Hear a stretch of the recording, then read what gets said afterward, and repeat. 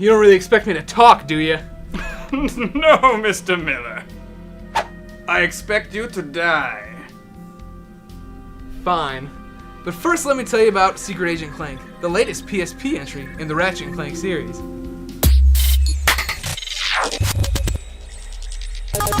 About 6 years ago, Ratchet & Clank burst onto the PlayStation 2 landscape and changed the way we think of platformers. Now, High Impact Games and Sony are bringing you Secret Agent Clank, but it's probably not going to go down as one of the franchise's best outings. Secret Agent Clank casts you as, surprise, Clank. No longer delegated to the role of sidekick, Clank is strictly on his own here, and he's after the Eye of Infinity. When the game begins, Clank shows up at a museum ready to protect the eye, but soon finds Ratchet stealing it. Wait a second, Ratchet stealing stuff? That doesn't sound right. This must be a plot twist. In your painted-on tuxedo, you'll journey as Clank through 17 missions and a ton of mini-levels in this game, but it might not be all it's cracked up to be. When you first get your hands on Secret Agent Clank, this thing really spoke to me. It doesn't play like a typical Ratchet & Clank game whatsoever. Whereas in the other outings, you'd run straight into enemies and start blasting things to take them down, Secret Agent Clank actually begins playing like a spy game. What that means is that there's an emphasis on stealth and nifty spy-themed gadgets.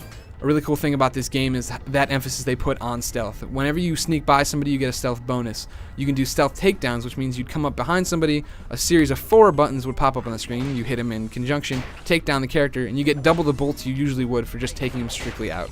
For a lot of Ratchet & Clank fans, this is going to be hard to wrap your head around in the beginning, because as much as it rewards you, it punishes you as well. In the very beginning of the game, Clank's just a small, tiny robot. He's used to being a sidekick, so if he jumps into battle, he's going to get his ass whooped. This means you have to rely on your wits and try to hide or sneak past enemies. There's an awesome mission where you're following the Kingpin and his henchmen through this busy city square. Rather than run up and just take everybody out, Clank has to hang back or use disguises, basically stay out of sight and take out the guards one by one. It really brings home the change in gameplay. Of course, this wouldn't be a Ratchet & Clank game if there weren't crazy items for you to use, and thankfully there are here, except they all have this neat spy theme. As you play through the game, you can purchase these weapons from vendors, but then of course as you use them, you build experience points and upgrade the weapons automatically so they become more and more powerful. One of my favorites is the hollow monocle. Basically, a little piece of glass Clank puts to his eye, and if he can get a clear picture of somebody, he can take their identity, make a hologram out of that person, and move past undetected. If the little bucket of bolts wasn't your favorite character in the game, you do get a few more options to play. This isn't strictly a solo title. You can play as Ratchet. He's in prison, so he's got to fight a bunch of guards and stuff and other inmates. You can play as Captain Quark for the first time ever in the game, actually. Quark is flying around the galaxy with a biographer trying to make up these stories about how great he was. And you also get some time as the Gadgebots, Clank's little mechanical friends that get him out of jams. While those 3 groups might sound like a really big boon for the game, I actually found them to be deterrents to the fun factor of Clank. The Gadgebots mission fit into the storyline fine. Okay, Clank's been incapacitated and I need to use these 3 robots who have specific commands to get around and, pull off puzzles. That's alright, it doesn't matter. But when these Ratchet and Quark missions pop up, they really halt the entire structure of Clank's story.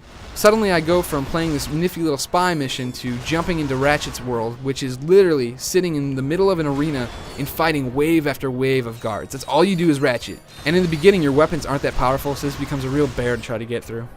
Quark's missions are funny, don't get me wrong, it's fun to be in a musical where Quark's singing about stopping a leak with his left butt cheek, but still they just completely detract from what Secret Agent Clank was going for. This is supposed to be the spy-themed game, Clank's coming out party, and all of a sudden I'm bogged down with really, really annoying Ratchet missions and fun Quark missions that, just don't fit the theme of the game whatsoever.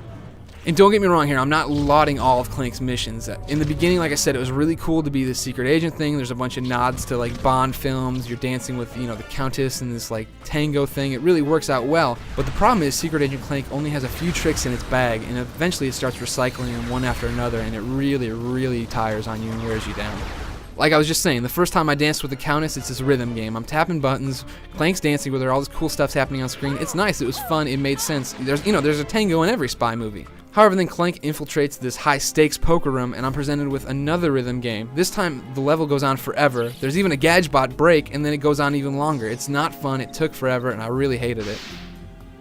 Sadly, this gets repeated on a mission-by-mission basis a lot too.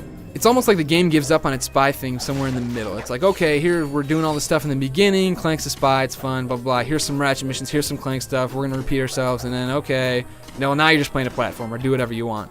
So yeah, coming into the game, obviously Secret Agent Clank had some big boots to fill. There's a lot of great titles in this franchise, so people expect a lot.